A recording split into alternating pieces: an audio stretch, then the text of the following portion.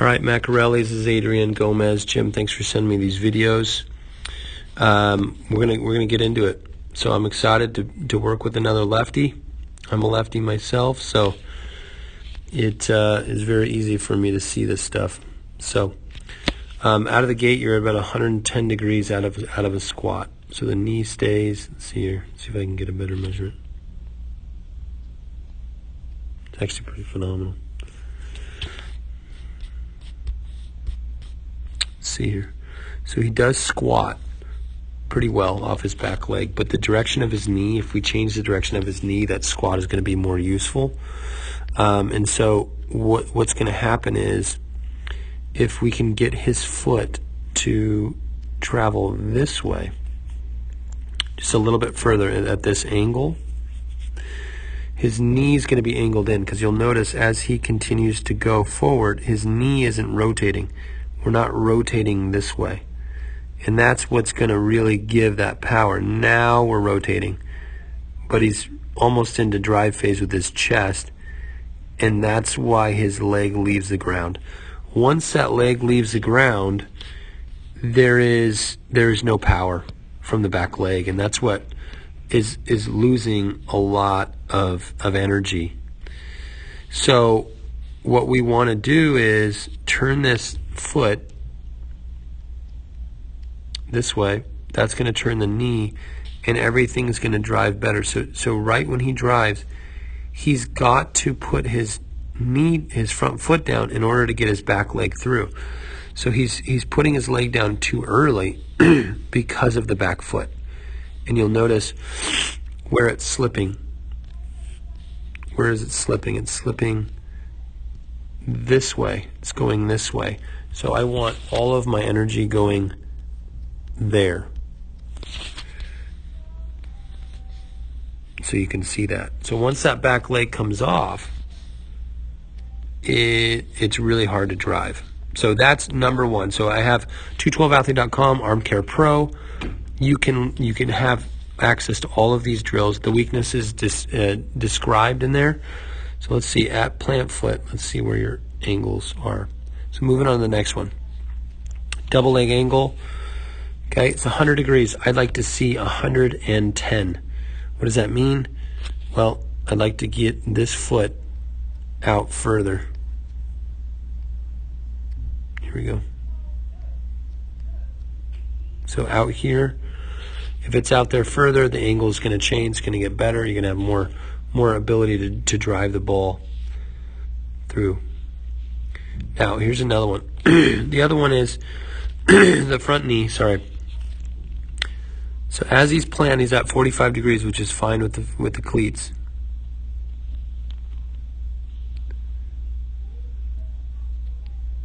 Here, right when he plants. So this is called an internally rotated knee. And your back hip can't rotate until your knee gets over your ankle.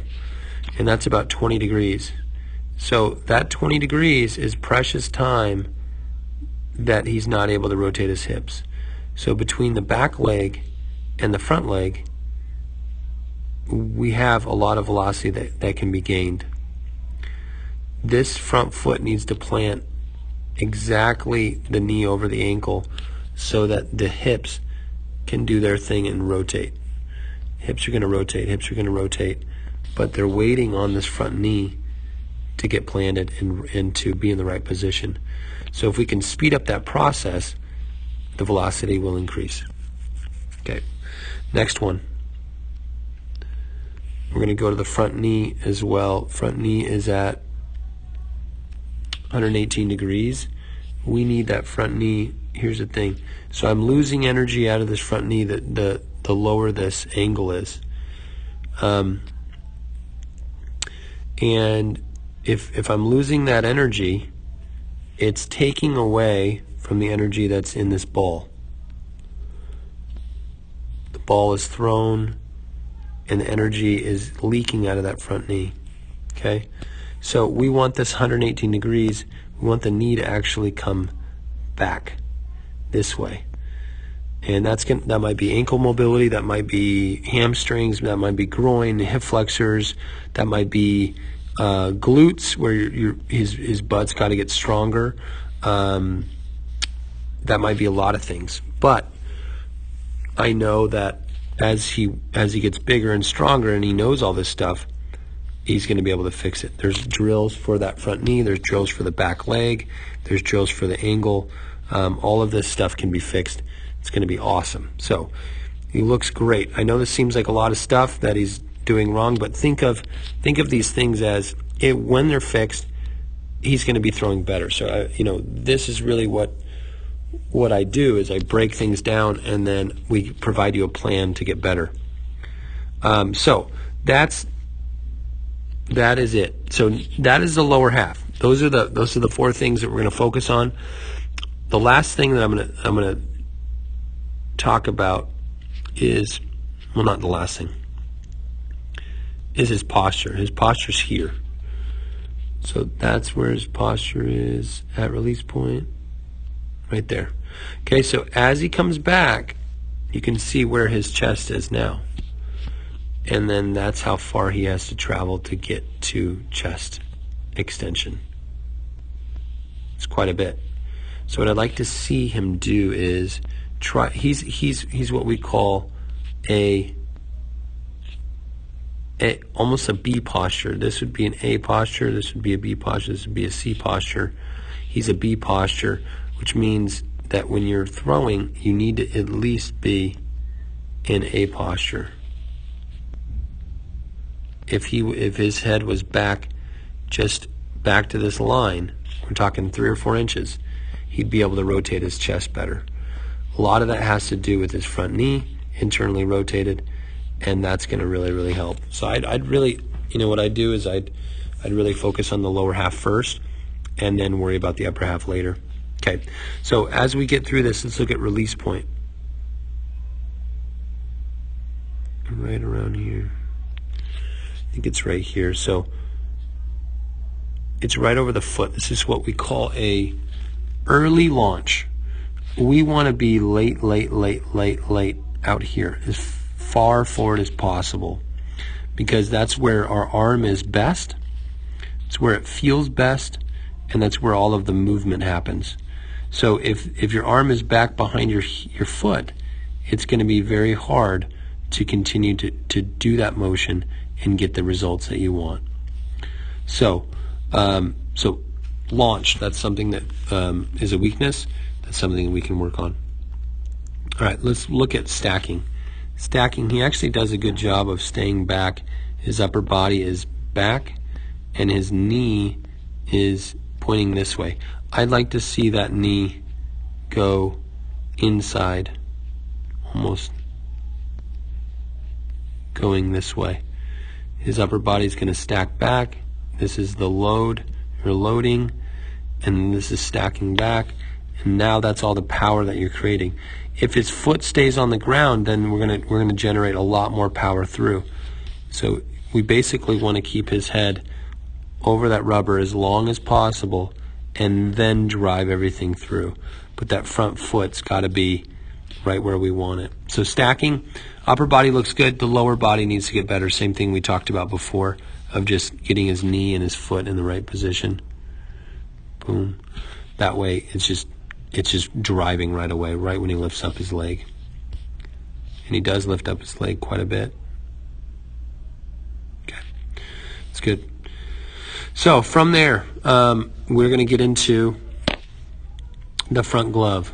So the front glove right here, this front glove, see how his arm is straight as he's going out.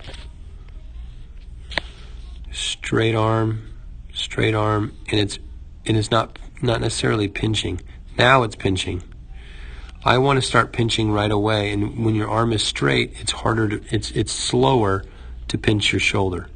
So I want, when he gets here, let's see if we can get him to go to 90 degrees right there, where his arm is bent. Because you can see how his front shoulder never really pinches. And if your front shoulder's never really pinching, this rotation on the back side, the throwing side, is harder to do. So the front side needs to get better. He needs to maybe work on his front arm, his shoulder strength for his right arm, not just his left arm. So that's where the bands come in. That's where the heavy balls come in. That front glove is going to be just as important. Okay, so definitely front glove needs to get better. Okay, let's look at chest. He drives. This looks pretty good. Okay, we're going to look at elbow. So shoulder to shoulder, elbow. We have a little bit of a high elbow. This is what we call an elevated elbow or distal humerus. It is a little bit high. What that means is it is above where your shoulders are. And so when it's above, it puts greater stress on the shoulder than it needs to be. So it's only about 6 degrees, so it's not a huge deal. You know, you can give and take 5 degrees, but it's something that we need to be aware of.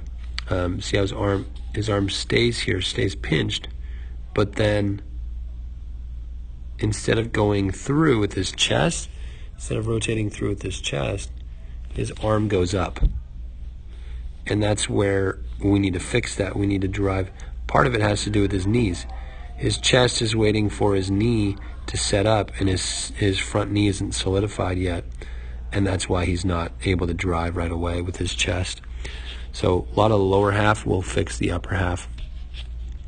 All right, not bad. Okay, so high elbow, that's definitely something. Let's take a cross-section of your elbow. This is maximum layback. Cross-section this. Okay, let's see where it goes. Comes outside of this. I'd like to see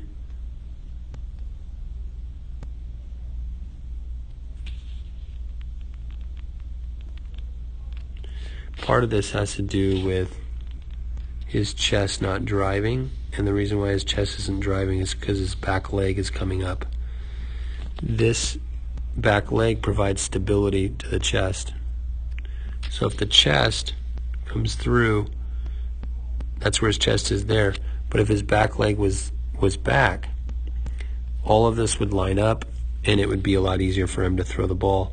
But you can see how his back leg comes up. Now his chest can't drive. So you need that back leg back in order to be able to have the balance to drive with your chest, and that's where the velocity is going to come in, and that's where his arm is going outside of his elbow. You can see how it comes outside of his elbow.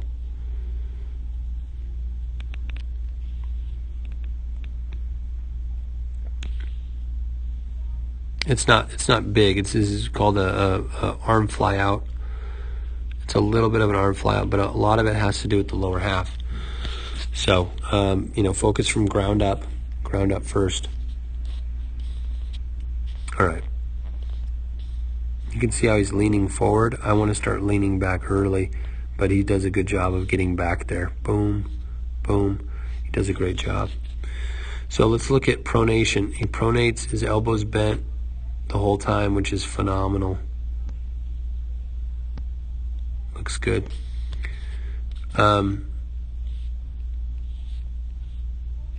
I think everything else is done, man. I think that's it. So if you go on the Arm Pro, you'll be able to find all of these weaknesses. Once you find them, start working on the drills one weakness at a time. You don't need to do more, but I would start with the ground up and then work.